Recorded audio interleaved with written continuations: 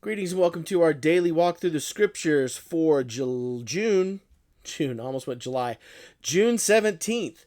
Your reading for today finds you in 1 Kings 19, Acts chapter 12, 1 through 23, Psalm 136, and Proverbs chapter 17, verses 14 through 15.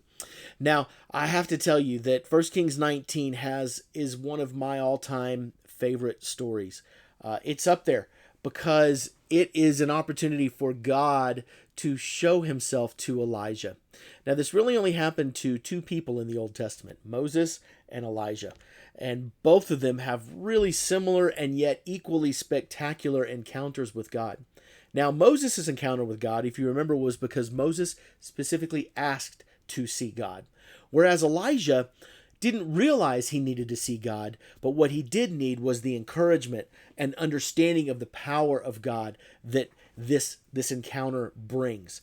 And so here in 1 Kings chapter 19, starting in 9b and 10, we see Elijah that is just miserable. He is lonely. He feels like he is just, that there's nothing here for him. And so God says, okay, I get it. Go out and stand on the mountain in the presence, because I'm about to pass by. And then a great and powerful wind tore the mountains apart and shattered the rocks before the Lord. I love this part. But the Lord was not in the wind. After the wind, there was an earthquake.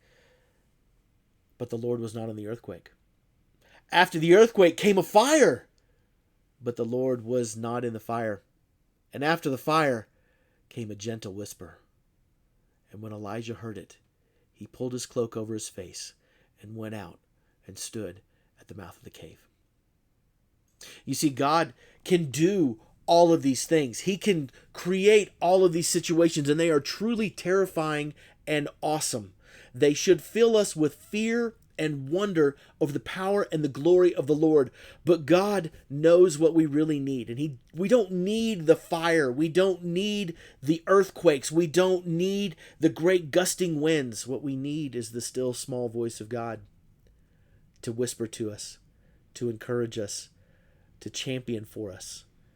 We know God has these other powers, but what we really want to know is that we're not alone. See, a lot of times people think of God as this being, this eternal being that just stands in heaven and just kind of looks down and just kind of lets us do whatever we want to do. When God showed Elijah the still small voice, what he was showing Elijah was, I'm with you. I'm here. I'm not going to abandon you. You're my messenger. You're my child. I'm going to be with you regardless of the situation. That's what we need in our lives.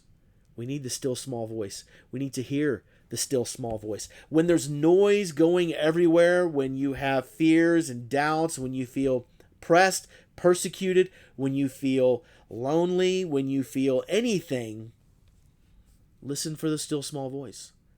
Listen for the voice of God to come and say, I'm here. I'm sitting right with you. I'm right next to you. The gentle whisper is what we need. And our response should be similar to Elijah. We should come out of our cave, wrap ourselves up, and be ready to go about God's work. And then a voice said to Elijah, what are you doing here? Why are you doing this, Elijah? And Elijah is reminded of his mission. I've been doing everything I can for you, God, but now I'm it. I feel like I'm alone. And God says, no, you're not alone. Elijah, I have 7,000 people held aside that are mine.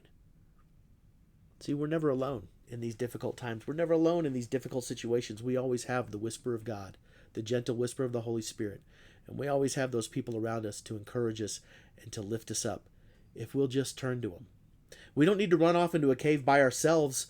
We need to go and be with God's children, to listen to the still small voice, to receive the encouragement, and to know that he's with us. Elijah did that, and he went out and he found someone new. It was time for God to start talking about passing on the torch, start talking about legacy. And so then we have the introduction to Elisha, which is a beautiful story, and I love it. And we'll see more about Elisha who ask for a double portion of Elijah's abilities in coming chapters. But we'll talk about more about those later.